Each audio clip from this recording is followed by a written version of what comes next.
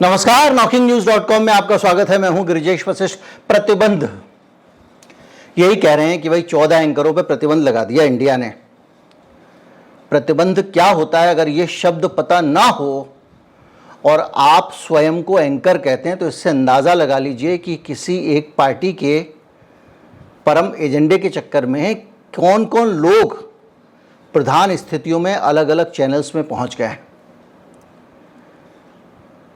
हम आज समझने की कोशिश करेंगे कि जो लोग आज मीडिया की, प्रेस की स्वतंत्रता, अभिव्यक्ति की स्वतंत्रता की बातें कर रहे हैं, उन लोगों को इस समय क्या सोचना चाहिए और उनको इस समय क्या समझना चाहिए। इस पूरे मसले पर मैंने अभी तक अपनी कोई राय नहीं दी है। मैंने आपके सामने सिर्फ अलग अलग तथ्यों को रखा है और विश्लेषण रखे हैं। आज मैं अपनी राय भी रखूंगा। कहीं मत जाइए, चैनल को सब्सक्राइब कर लीजिए। मैं अभी हाजिर होता हूं।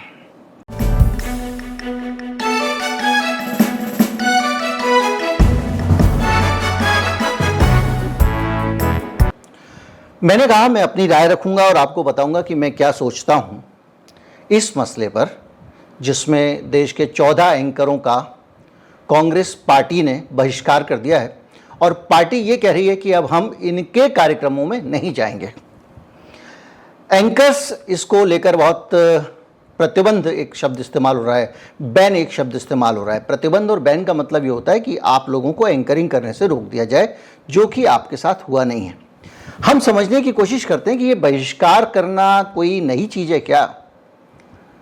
ये पुरानी परंपरा। एक दौर था, मुलायम सिंह यादव जब सरकार में थे उत्तर प्रदेश में, तो उन्होंने 2 बड़े अखबारों अमर उजाला और दैनिक जागरण का बहिष्कार कर दिया था और कहा था कि कोई भी समाजवादी पार्टी वाला इन दोनों अखबारों में ना तो खबर देगा और ना इनको खरीदेगा। और इनके बहिष्कार के बाद में, चूँकि ये उस वक़्त यही गोदी एजेंडा चलाते थे, ये दोनों जाके इन्होंने माफ़ी मांगी मुलायम सिंह यादव से, समझौता किया, संघर्ष नहीं किया, लड़े नहीं, माफ़ी मांगी। 77 में भी माफ़ी मांगने का रिकॉर्ड है, सावरकर के भी माफ़ी मांगने का रिकॉर्ड है, उस पर हम नहीं जाएंगे। लेकिन बड़ा सवाल इस बात का है कि ये जो प्रतिबंध की राजनीति है, ये क्या सही है और कितनी पुरानी है। तो पहले सही पे बात करते हैं। मुझसे अगर आप पूछेंगे तो मैं चिंतित हूँ। इसलिए चिंतित हूँ कि आज इनका बहिष्कार हुआ है, कल के दिन किसी और मीडिया हाउस का बहिष्कार हो जाएगा और धीरे धीरे करके ये जो मीडिया है उसके ऊपर जो राजनीति है उसका दबाव बनाने का एक प्रोसेस है, जो धीरे धीरे, वैसे तो मीडिया वैसे ही चरणों में लेटा हुआ है, वो कहाँ आज़ादी की बात सोच रहा है जो उसको लगे कि भैया हम आज़ाद होकर बात नहीं कर पाएंगे। वो तो वैसे ही नोट में चिप निकालता रहता है। बहरहाल, तो ये मेरी अपनी राय हुई। अब मैं बात करता हूँ कि क्या ये बहिष्कार पहली बार हुआ है। तो मैंने बताया मुलायम सिंह यादव ने, एनडीटीवी का बाकायदा भारतीय जनता पार्टी स्वयं बहिष्कार कर चुकी है। उसके एंकर नहीं भेजती थी। रवीश कुमार का बहिष्कार किया गया, उसके चैनल का बहिष्कार किया गया। लेकिन किसी एक चैनल का, किसी एक रिपोर्टर का, किसी एक एंकर का बहिष्कार करना लोकतंत्र का एक स्वरूप है, गांधीवादी तरीका है विरोध का, कि भाई हम आपको पसंद नहीं करते इसलिए हम आपके इसमें प्रक्रिया में शामिल नहीं होंगे। जैसे संसद में होता है, एक बिल पास हो रहा है, उस बिल से विपक्ष सहमत नहीं है, लेकिन विपक्ष ये तो नहीं कर सकता ना कि जब बिल पास हो रहा था तो मैं सदन में बैठा हुआ था, मेरी आंखों के सामने पास हुआ, उसने कहा आप बिल पास कर लो भैया, हम बहिष्कार कर रहे हैं, हम बाहर जा रहे हैं, हम इसका हिस्सा नहीं है जो तुम कर रहे हो। यह बहिष्कार होता है। और इसी तरह से चैनलों पे प्राइम टाइम पे आप जो एजेंडा चला रहे हो, जो नफरत फैला रहे हो, उसका हिस्सा हम नहीं बनना चाहते, इसलिए हमने बहिष्कार कर दिया। यही तो है। जब भारतीय जनता पार्टी एनडीटीवी का बहिष्कार करती है तो उस वक्त ये नियत नहीं होती है, लेकिन फिर भी बहिष्कार है। अब आप एक बात सोचिए कि ये तो बहिष्कार हुआ, इसमें आप तिलमिला रहे हैं। क्या आप अगर जोड़ना चाहें तो हिंदुस्तान से कितने पत्रकारों को इसी दौर में, इसी सरकार में, इसी एजेंडे के चलते नौकरियों से निकाल दिया गया है। जो प्रतिबंध से भी बड़ा प्रतिबंध है, उससे भी बड़ा पनिशमेंट है कि एक आदमी को जो प्राइम टाइम खबर करता था, जो छाया रहता था आज तक जैसे चैनल पे, 10 तक पे, वो आदमी घर बैठा है। पंडित बसुन बाजपेयी, आप अभी एनडीटीवी को देख लीजिए। एनडीटीवी को जिस तरह से आप कहेंगे अधिग्रहण है तकनीकी रूप से, लेकिन वह तो हथियाया गया है। मैंने किसी से उधार लिया हुआ है, वो उधार खरीद के और उसके आधार पर उन शर्तों को लागू करके आपने मेरी कंपनी पे कब्जा कर लिया। और आज जैसे ही उस एनडीटीवी में हुआ तो क्या हो रहा है, बातें बड़ी बड़ी की अडानी साहब ने भी। उस एनडीटीवी से कितने लोग निकाले जा चुके हैं, श्रीनिवासन जैन से लेके पता नहीं कितने लोग छोड़ के जा चुके हैं। अभी भी सिलसिला चल रहा है। अभी पिछले दिनों उनके मुंबई के ब्यूरो चीफ ने छोड़ा। अगर आप नाम ही जानना चाहें एनडीटीवी के तो मैंने लिख के रखे हुए हैं, करीब 8-10 नाम है एनडीटीवी के जिनको अपने घर जाना पड़ा है। अगर आपको गिनाऊं मैं तो इसमें देखिए, निधि राजदान है, श्रीनिवासन जैन है, सुपर्णा सिंह है, अरिजीत चटर्जी है और खुद प्रणय रॉय, राधिका रॉय तो खैर है ही, उन्होंने बेच दिया। तो ये लोग हैं, रवीश हैं आपके सामने। हिंदी में बहुत सारे पत्रकार हैं, आप अपनी चारों तरफ नज़र घुमाइए, आपको मिल जाएंगे। और ये सारा का सारा जो हो रही है हत्या, लोगों को नौकरियों से निकाला जा रहा है, ये बड़ा प्रतिबंध है, बैन है, या किसी व्यक्ति का बहिष्कार कर देना ज़्यादा बड़ा बैन है। और याद रखिए, ये काम सरकारी तंत्र नहीं कर रहा है, सरकार नहीं कर रही है, सत्ता नहीं कर रही है, ये आम विपक्ष कर रहा है।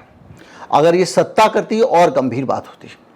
आप याद कीजिए, कुछ समय पुरानी बात है, एक डॉक्यूमेंट्री आती है, उस अभिव्यक्ति की स्वतंत्रता की बात कर रहे हो ना आप, तो एक डॉक्यूमेंट्री आई थी। उस डॉक्यूमेंट्री में ये बताया गया था, जिसने वो डॉक्यूमेंट्री देखी है, जिसके अंदर भी जिज्ञासा थी, उसने देखी है, उसमें साफ साफ पूरे समय एक एक बिंदु पे भारतीय जनता पार्टी की तरफ से पूरी बात रखी गई थी।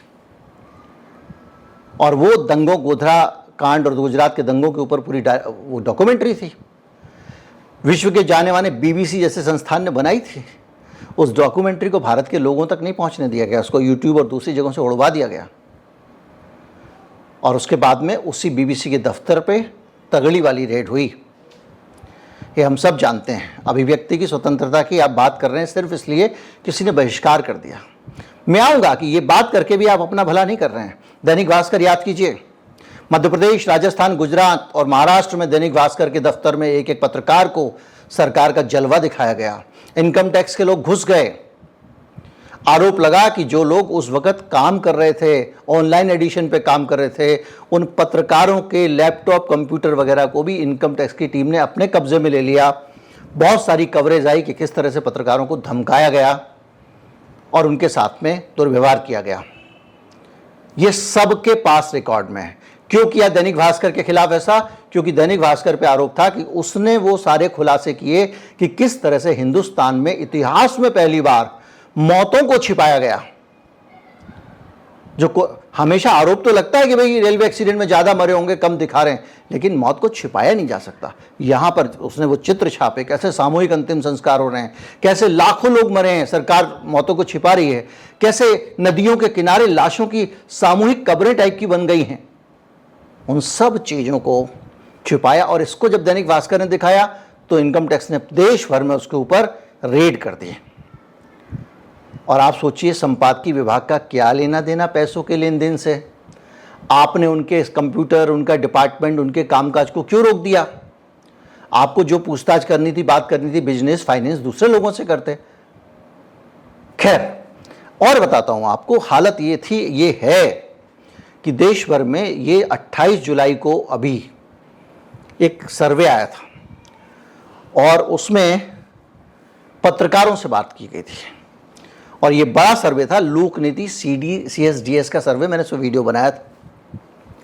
75% पत्रकारों ने, ये बड़े चेहरों को छोड़ दीजिए, मैं हमेशा आपसे कहता हूं उदाहरण नहीं, डाटा पे जाना चाहिए। ये तो उदाहरण है कि इन लोगों को नौकरी से निकलवा दिया, इसको ये कर दिया, वो कर दिया। इसी सरकार में अभिव्यक्ति स्वतंत्रता की बात कर रहे हो और जब भी ये मामले उठे हैं, आपने हमेशा कहा है कि ये झूठ है, इस देश में भरपूर अभिव्यक्ति की स्वतंत्रता है। आज बहिष्कार भर में रो पड़े। अब आप सोचिए कि CSDS लोकनीति ने सर्वे किया 28 जुलाई 2023। उसमें यह बताया गया कि देश में 75% पत्रकार अब ये महसूस करते हैं कि वो पहले के मुकाबले कम स्वतंत्र हैं, यानी उनकी आज़ादी कम हो गई है। ये बात उन पत्रकारों से की गई है जो अनाम बेनाम पत्रकार हैं, जो नामी एंकर नहीं हैं, जो मिड लेवल पे काम करते हैं, जो वहाँ पर अखबार में सब एडिटर हैं या न्यूज़ चैनल्स में वो बुलेटिन बनाते हैं, प्रोड्यूसर हैं, स्क्रिप्ट लिखते हैं, जो सही मायने में उस वक्त छांट तराश करते हैं कंटेंट की, जिनको इन सब स्टार एंकरों के युग में दबा दिया गया और इसीलिए क्वालिटी टीवी चैनल्स की गिर रही है। जब उनको उनके स्किल के हिसाब से अखबार चलते थे, पत्रिकाएं चलती थीं, चैनल चलते थे, तो उनका सम्मान बहुत ऊंचा था। मीडिया में अंधाधुंध नौकरियां गई हैं। हिंदी में 47% नौकरियां गई हैं, अंग्रेजी में 77% नौकरियां गई हैं, ये सर्वे कह रहा है। और ये जो जवाब आ रहे हैं इसमें 47% लोग कह रहे हैं हिंदी में कि हाँ, लोगों को नौकरियों से निकाला गया है, उनको कहा गया कि आप इस्तीफा दे दिए, छोड़ दीजिए। 36% लोग कह रहे हैं ऐसा नहीं है। इंग्लिश में कह रहे हैं 77% लोग कह रहे हैं हाँ, लोगों को नौकरियां छोड़ने को कहा गया है, और 13% कह रहे हैं ऐसा नहीं है। दूसरी भाषाओं में भी 59% कह रहे हैं हाँ, लोगों को नौकरियों से निकाला जा रहा है, इस्तीफे मांगे जा रहे हैं, ये कहा। और 37% कह रहे हैं नहीं। किस चीज़ पे जाओगे? मीडिया ऑर्गेनाइजेशन में जब रिपोर्टर से पूछा गया कि भैया आप ये बताइए, 61 मामलों में लोगों ने कहा कि हाँ, हमें पता है लोगों को नौकरी से निकाला जा रहा है। 27% ने कहा नहीं पता। आप सोचिए, एक पॉलिटिकल पार्टी के समर्थन में उनका दफ्तर काम करता है, ये भी इस सर्वे में पूछा गया पत्रकारों से, तो उन्होंने कहा हाँ। 73% लोगों ने कहा कि सिर्फ एक पार्टी के लिए मेरा चैनल काम करता है। अभिव्यक्ति की स्वतंत्रता, मैं बाइडन के मुंह से निकलवा रहा हूं, बाइडन ने जो कहा वो कहा। ये आपके देश के पत्रकारों का सर्वे है, और अगर आपको शक है, रेट डालिए लोक निधि CSDS से और निकलवा लीजिए कि सचमुच में सर्वे किया या डेस्क पे बैठ के लिख दिया। दूध का दूध, पानी का पानी हो जाएगा।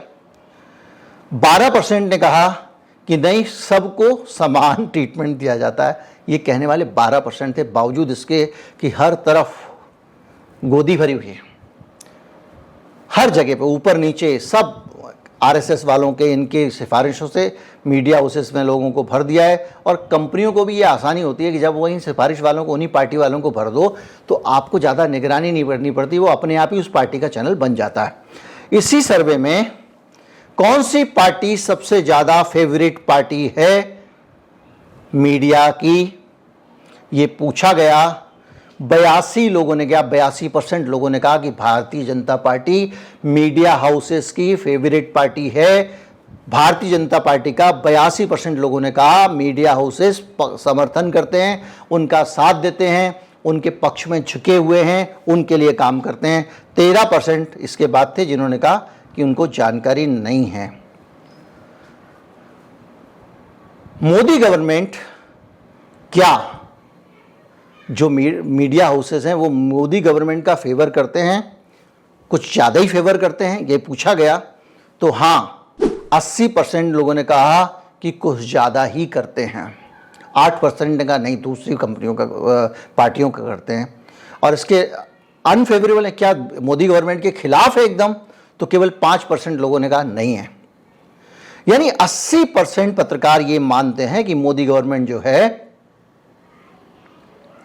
उसके पक्ष में उनका मीडिया हाउस खड़ा हुआ। ये आपको सर्वे दे रहा हूं जो इसी देश की धरती पर हुआ है, पत्रकारों के बीच हुआ, 6 महीने पहले हुआ है। सुधीर चौधरी का अगर प्रोग्राम का बहिष्कार कर दिया किसी एक पार्टी ने, तो स्वतंत्रता खतरे में पड़ गई है। ये सब जो इंडिकेटर्स आपके सामने, अभी और आप बहुत जानकारी दूंगा। इसके अलावा एक और सर्वे आया जिसमें बताया गया कि पॉलिटिकल लीनिंग के कारण, यानी राजनीतिक दलों के प्रति झुकाव होने के कारण मीडिया हाउसेस का, भारतीय पत्रकार डरते हैं इस बात से कि उनकी नौकरी चली जाएगी। आधे से ज़्यादा पत्रकार इस बात को कहते हैं, ये 70%। इसके अलावा एक और ये है कि बीजेपी फेवरिज्म मीडिया में जो है वो सबसे ज़्यादा हिंदी में है, दूसरे नंबर पे इंग्लिश में है, तीसरे नंबर पे अदर लैंग्वेजेस में है, ये कहने वाले पत्रकार थे। और आगे आते जाइए, पास का रेट मैंने बता दिया। अब आप आ जाइए कि हिंदुस्तान के मीडिया की जो आज़ादी है, इसको जब पूरी दुनिया के मुकाबले रखते हैं, उससे तुलना करते हैं, उसके समान रखते हैं और नापते हैं कि भैया कौन सा वाला लड्डू बड़ा है, तो पता चलता है कि रैंकिंग क्या है।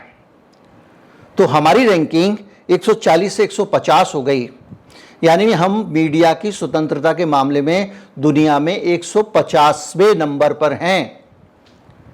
तो 150वें मतलब बाकी 300 देश होंगे तो हम आधे पे आएंगे। कितने देशों में? तो साहब 180 देशों में, यानी आप नीचे से 30वें नंबर पे हैं।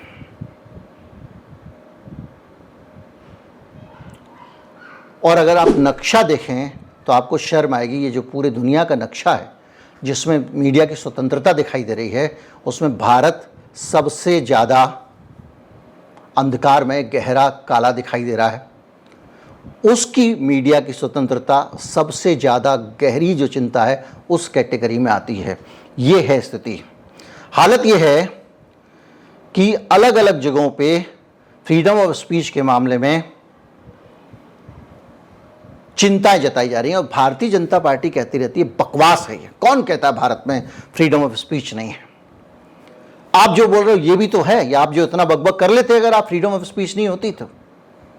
ये कह के निकल जाते हैं। भाई एक आदमी की बात मत करो, कुछ उदाहरणों की बात मत करो, डाटा की बात करो। सर्वे रखा हुआ है इंटरनेशनल, पूरे दुनिया के 180 देशों में सर्वे करके जो लोग बताते हैं कि कौन सा देश कौन से नंबर में है, वो बता रहे हैं कि आप 150वें नंबर पे आ गए और नीचे ही जा रहे हो। आपके नीचे केवल 30 बचे हैं। पिछले साल से भी 10 गिर गए हो और निरंतर गिरते चले जा रहे हो प्रेस फ्रीडम के मामले में। आज तक कभी भी 70 में भी कभी भारत में 77 में जब इमरजेंसी थी, मीडिया की जो फ्रीडम है वो इतनी नीचे नहीं गई थी जो आज गई हुई है। ये रैंक हम नहीं बनाते हैं, ये बाहर से है। ये वर्ल्ड प्रेस फ्रीडम इंडेक्स है और इसको कौन बनाता है ये आपको पता है। इसके साथ ही आप अलग अलग तरीके से सोचें तो बहिष्कार पहली बार कांग्रेस ने भी नहीं किया है। कांग्रेस पार्टी पहले बहिष्कार कर चुकी है और उसने इसी तरह से इस तरह के पूरे एंकरों का लंबे समय से बहिष्कार किया था। रणदीप सुरजेवाला ने इसके बारे में बाकायदा नोटिफिकेशन जारी किया था। मीडिया का गला कैसे घोंटते हैं जानना चाहते हैं?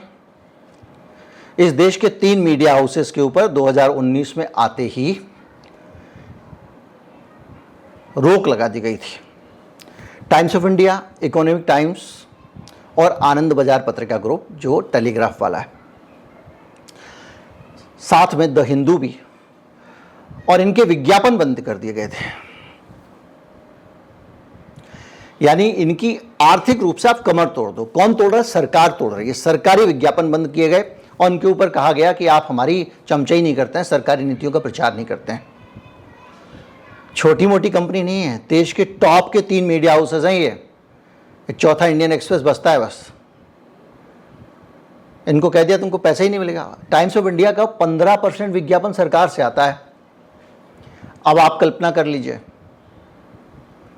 तो इनका पूरा का पूरा तंत्र सरकार ने तोड़ने की कोशिश की। आप बात कर रहे हो कि वो एक पार्टी वाले ने कह दिया कि एंकर के हम शो में नहीं जाएंगे, तो फ्रीडम का खतरा खड़ा हो गया। ये क्या था भाई? और इस तरह की चीजें ये तो रोके जा रहे हैं। आप जरा अखबार देखिए, भर भर के 2-2, 3-3 पेज के अखबार के विज्ञापन जो है सरकारें दे रही है। पैसा क्यों दे रही है अखबार को? वहाँ उत्तराखंड में कुछ हो, कहीं पे भी देश भर में कुछ हो जाए, उसके बड़े बड़े पन्ने भर भर के विज्ञापन देश के दूसरे हिस्से में क्यों दिए जाते हैं? इसलिए दिए जाते हैं कि अखबारों को ये विज्ञापन बंद होने का जो डर है ये बना रहे। एनडीटीवी के विज्ञापन भी अघोषित तौर पे बंद थे। अघोषित तौर पे तो बहुत सारी जगहों के विज्ञापन बंद हैं। अभी हाल में जब मध्य प्रदेश सरकार का निकला था तो जो लोकल पोर्टल हैं उनको बहुत पैसे मिलते थे और बड़े बड़े मीडिया हाउस को मध्य प्रदेश सरकार ना के बराबर पैसे दे रही थी, जो विज्ञापन के पैसे होते हैं। तो ये स्थिति, अगर आप ये पूरी तस्वीर देखें तो उसमें आपको समझ में आएगा कि क्या हालत है। रिपोर्टर्स विदाउट बॉर्डर जैसी संस्था बनाती है फ्रीडम इंडेक्स। अब आप सोचिए कि ये सारी स्थिति के बीच में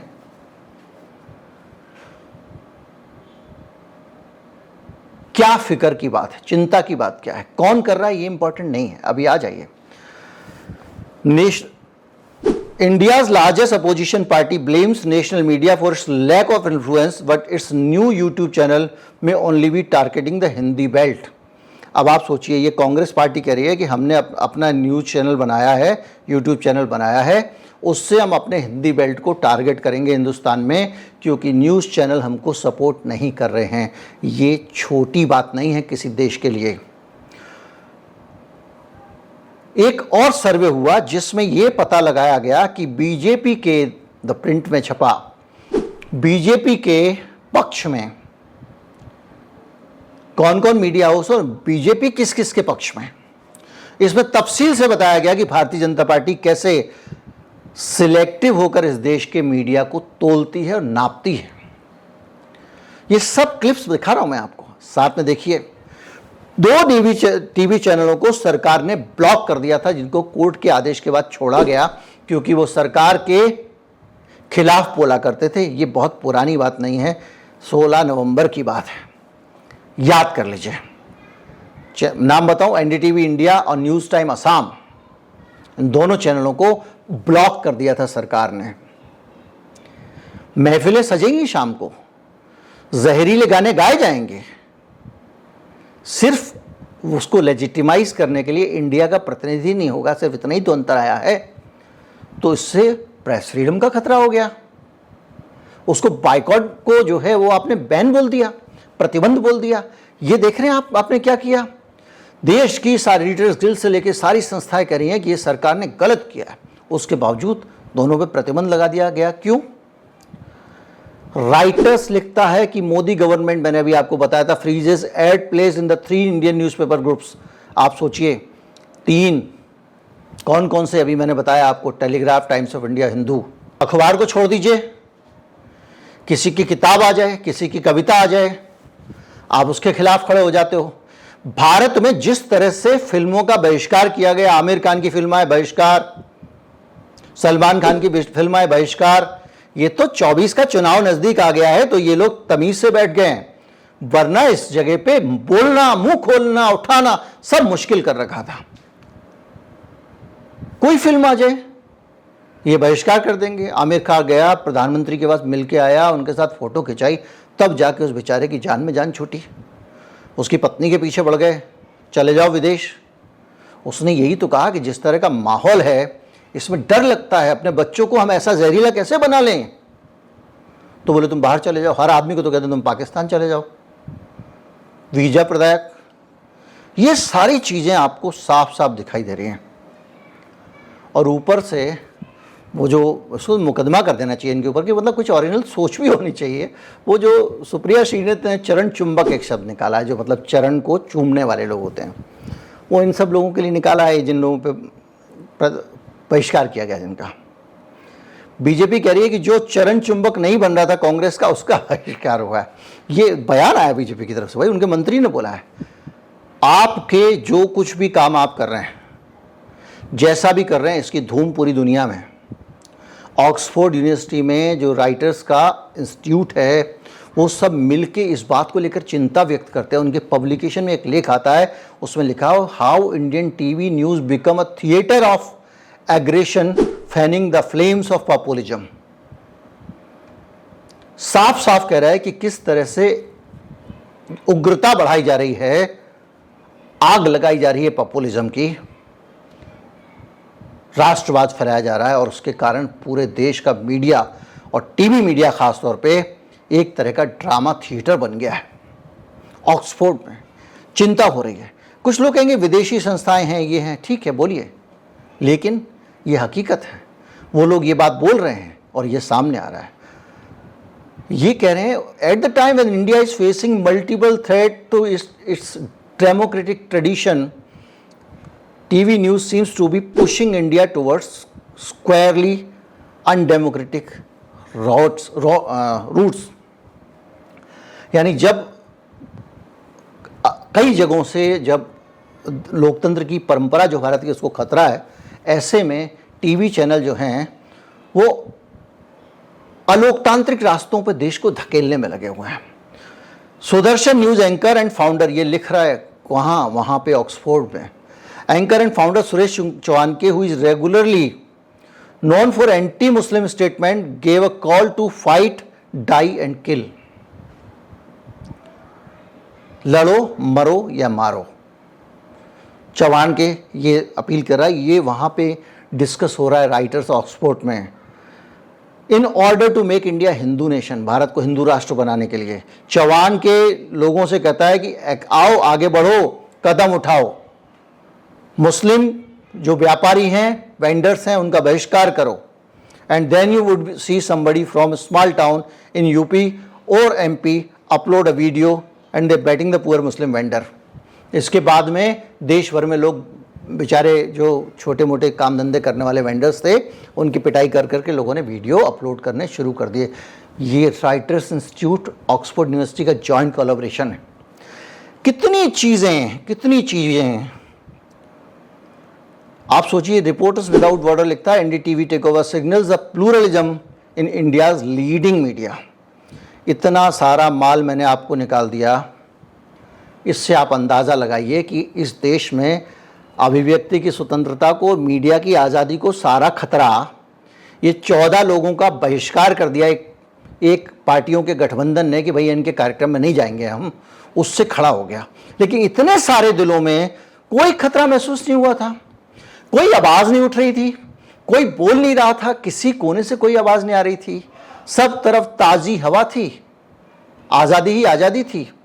स्टिमसन का एक लेख कहता है कि media bias and democracy in India, ये लेख पूरा यही बताता है कि किस तरह से भारत में मीडिया पक्षपाती है। एक तरफ से आप देखते जाएं, फाइनेंशियल टाइम लिखता है कि Narendra Modi to be India's first social media prime minister. इस तरह के लेख छपते हैं। 2014 में ये लेख छपा था। तो जो भी है, एक चीज बड़ी साफ है कि हिंदुस्तान में अभिव्यक्ति की स्वतंत्रता का खतरा है, और ये खतरा लगातार बना हुआ है। और खतरा नहीं है, लोगों की ये सर पे डांस कर रहा है मामला। अनगिनत लोगों की नौकरियां जा चुकी हैं। आपको भी कुछ याद आए हमारे जैसे नाम, नीचे लिखिएगा कमेंट में। कितने बहाने से, किसी को कोविड के बहाने से, किसी को किसी और बहाने से। तुम पार्टी में गए थे भाई की, उस भाई को कोविड था, तुम गए कैसे? तुम्हारे कारण दूसरे लोगों को हो जाता। तो दूसरी तरफ जी न्यूज़ में सुधीर चौधरी साहब थे। उस जमाने में जब कोई पॉजिटिव भी होता था तो ये उसको कहते थे भैया काम पे तो आना पड़ेगा, कुछ नहीं होता।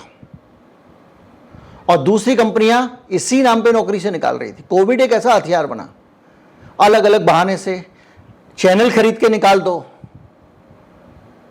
बहाने से निकाल दो। कितने लोग बैठे हुए हैं। आर्टिकल 19 वाले नवीन कुमार देखिए, उन्होंने क्या कसूर किया था। उन्होंने यही तो खबर बनाई थी कि भैया ये इस देश में जो लोग पलायन करके गांव और गरीब जा रहे हैं, पुण्य प्रसून। कितने लोग हैं। अविसार को तो लंबे समय से कोई नौकरी देने वाला नहीं था। विनोद कापड़ी हैं, साक्षी जोशी हैं, अजित अंजुम हैं, गिनते जाइए आप। और ये तो वो हैं जो जाने माने चेहरे हैं, जो ऐसे लोग थे जो केवल चुपचाप फैक्ट्री में काम करते थे, उनकी तो कोई गिनती नहीं है। कोई पोहे बेच रहा है, कोई समोसे बेच रहा है, कोई चाय बेच रहा है। और आप यहां पे फ्रीडम की बात करते हो। मैं मानता हूं कि इससे आगे जाके दिक्कत होगी। मैं समझता हूं कि आने वाले समय में विपक्षी पार्टियां इस तरह के हथकंडे अपनाकर मीडिया पे दबाव बनाने की कोशिश कर सकती हैं। लेकिन इस समय मामला दबाव बनाने का नहीं है। इस समय मामला सीधा ये है कि आप पॉलिटिक्स है, दोनों पार्टियां पॉलिटिक्स कर रही हैं। और कांग्रेस पार्टी अच्छी तरह से सीख गई है 3 दिन से। अब ये हफ्ते भर तक यही चलेगा, मीडिया की स्वतंत्रता वाला। अपने एजेंडे पे वो घसीट लाएं। बीजेपी को भी इस पे बात करनी पड़ेगी, कांग्रेस को भी इस पे बात करनी पड़ेगी, मोदी जी को भी इसी पे भाषण देना पड़ेगा, जैसे अभी उदयनिधि पे दे रहे हैं। सनातन कर रहे हैं। अब यहाँ मीडिया की आबादी टनाटन करेंगे। उम्मीद करता हूँ वीडियो आपको अच्छा लगा होगा। अच्छा लगा हो तो ज़्यादा से ज़्यादा लोगों तक पहुँचाएं। चैनल को सब्सक्राइब कर लें। नमस्कार, जय हिंद।